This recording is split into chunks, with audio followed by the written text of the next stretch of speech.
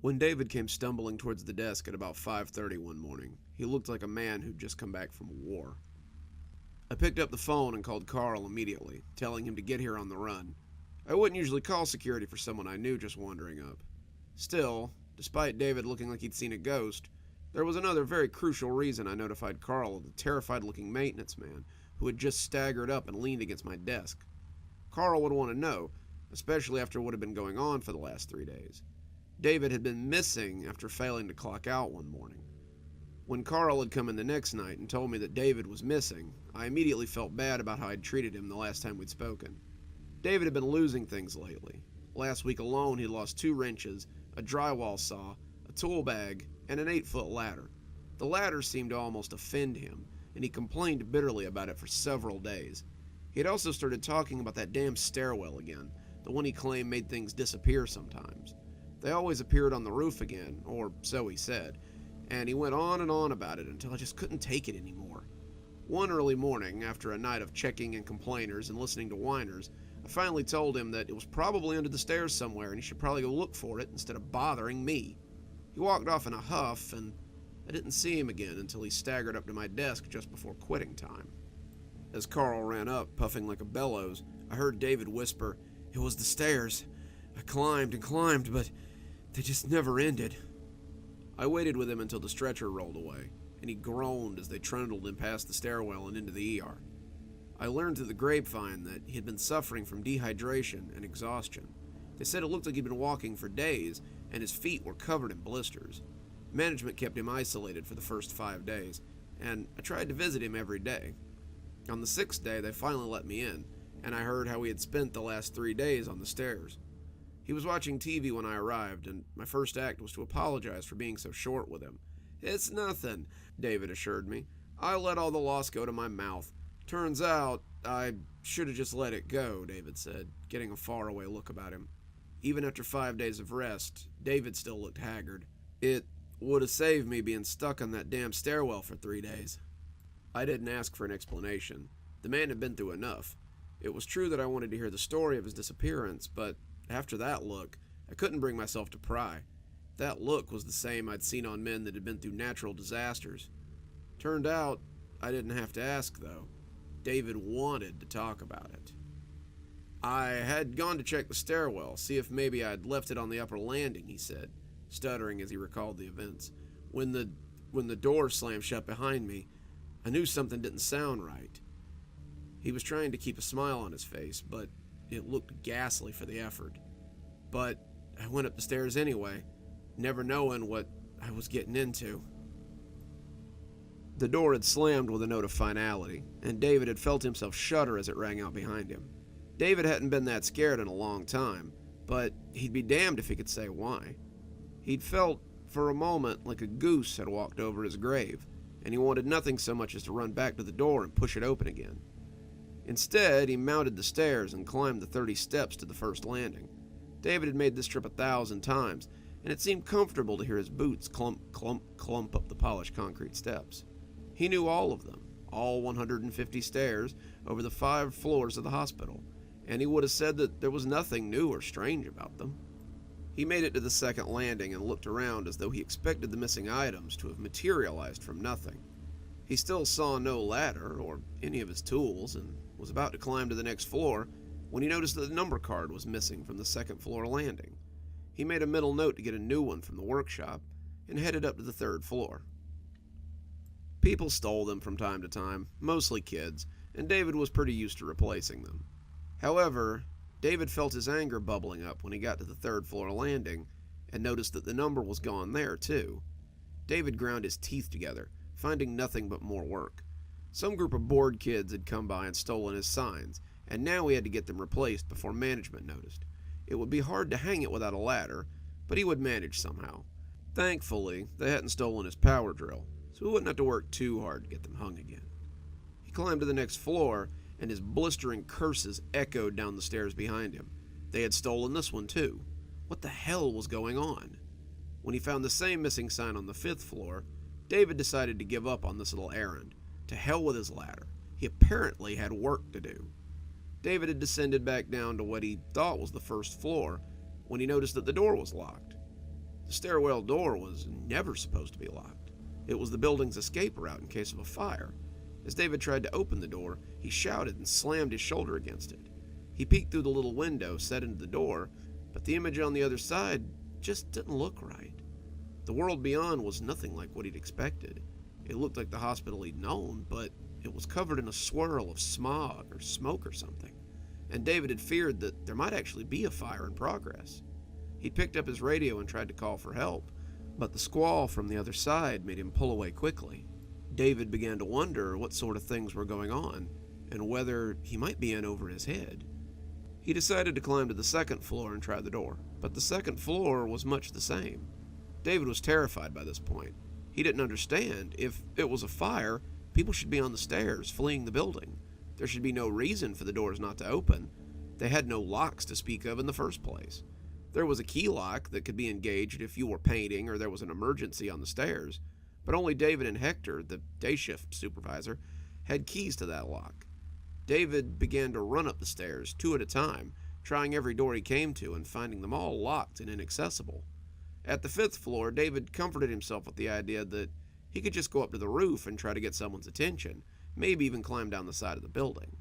When the stairwell led to another floor with another identical door and another set of steps ascending upward, David really began to panic. He rushed up the stairs, his mind trying to make sense of what he was seeing. He climbed and climbed, sure that any minute he would see the access door to the roof, sure that he would realize that this had all been some sort of fever dream. But no matter how high he climbed or how fast he ran, he never reached the top of the stairs. David was nearly hyperventilating when he finally sat down and put his back against the wall.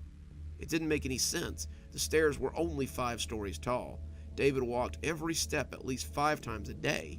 The roof was where he went to smoke, since the admins wouldn't let him do it out in front of the hospital anymore. How many times a day did he go up to the roof to have a cigarette? 5? 10? When the ladder and tools had gone missing, he could have overlooked that as some kind of mistake. This, however, was an affront to his very senses. As David leaned against the wall, the unopened door sitting across from him with its hazy window, he was in for another shock. He was digging in his fanny pack, something he kept snacks in just in case he had a low blood sugar spell. As he peeled the wrapper off the granola bar, he became aware of a prickling on his skin. He could see a strange shadow from the corner of his eye and looked over to the small window that showed him the strange hospital floor beyond the barrier. At first, he thought maybe the lights had gone out over there, but the more his eyes searched, the more he realized that something was blocking out the light that came woozily through the rectangle. Its skin was mottled purple. Its eyes were large and round, filled with little floating spots of blood. Its teeth were fixed in a monstrous, predatory grin. Those spotty eyes were fixed on David, and its regard was something that made his skin crawl. For just a moment, David thought it was screaming at him. When he lunged off the wall and began to run up the stairs, he realized he was the one who was screaming. David couldn't have said how many stairs he ran up, couldn't begin to say how long his panic had caused him to run in a terrified flight, but he was soon pelting upwards at a breakneck speed. When he finally collapsed, the concrete scraping his cheek as he fell, his lungs burned and pumped with the effort to keep up with his galloping heart. He might have been laying there for minutes, days, even just seconds, but when he felt the weight of those terrible eyes looking at him again, David turned his head and saw that a new creature was staring through the little window.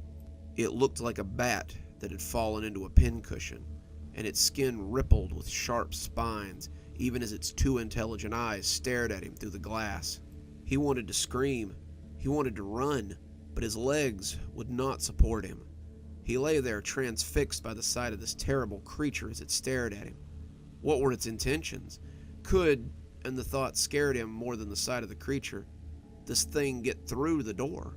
It seemed content to stare at him like a visitor in a zoo, but what if its curiosity, or even its hunger, got the better of it? David had thought that his energy was spent. When the overhead light went out, though, leaving him in total darkness save for the thin sliver that came through the rectangular window, he found that his terror and adrenaline gave him a little bit more. He screamed again, the scream tearing out of him like a wound, and he ran towards the light he saw on the landing above him. He kept climbing, seeing the lights disappear below him, and as the darkness chased him up the stairs, David felt he was on the verge of madness. He had to stay in the light. Something told him that it would be very bad if he didn't, and he believed it. When he fell, his foot fumbling on the edge of the step, he screamed as he tumbled back into the blackness. The concrete stairs scraped him up, cutting his skin and rubbing him raw. He fell into the darkness, rolling backwards as momentum took him down onto the landing with the door that would not open. The light spilled across him, making him look like an actor at the end of a play. The light was bright but murky, and it became murkier still as the creatures gathered around the window to look at him. David's head hurt. He had clearly hit it on the way down. As he lay there, in that deepening darkness, he almost wished that they would come in and get him.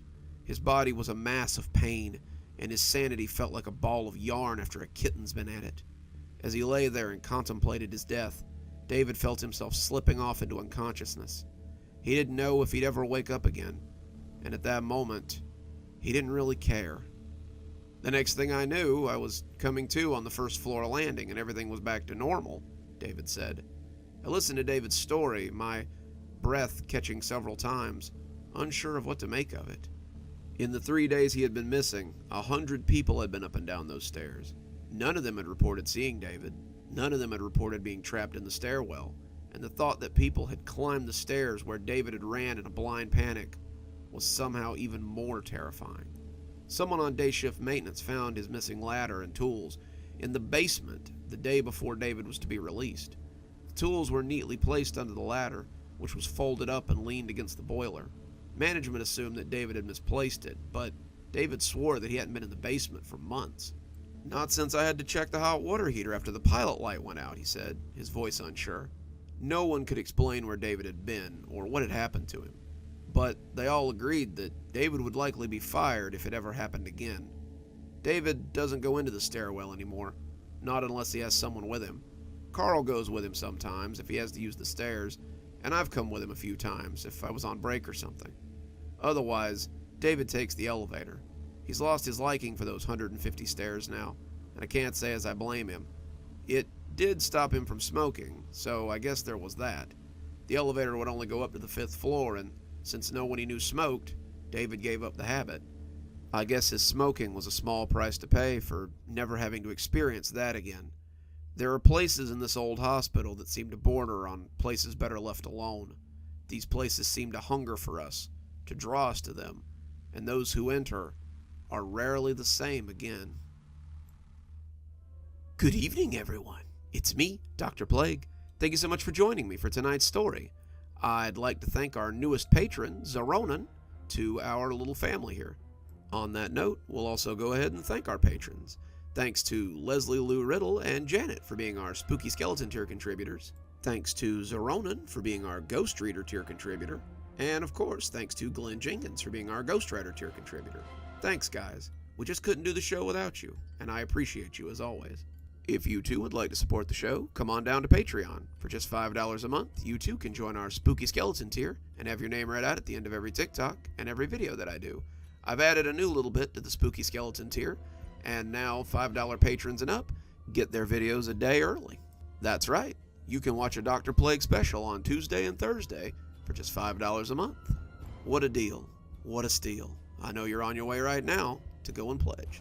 If you like the content we put out here and you're not already subscribed, I recommend subscribing and hitting that bell so you don't miss a story. I do a new video every Monday, Wednesday, and Friday, just as the banner says. I've got a new banner, by the way, so I hope you guys like the new design. So I hope we'll see you again on Monday for the latest in the Padre Gray story. And as always, thanks for stopping by. Dr. Plague, signing off. Have a wonderful evening.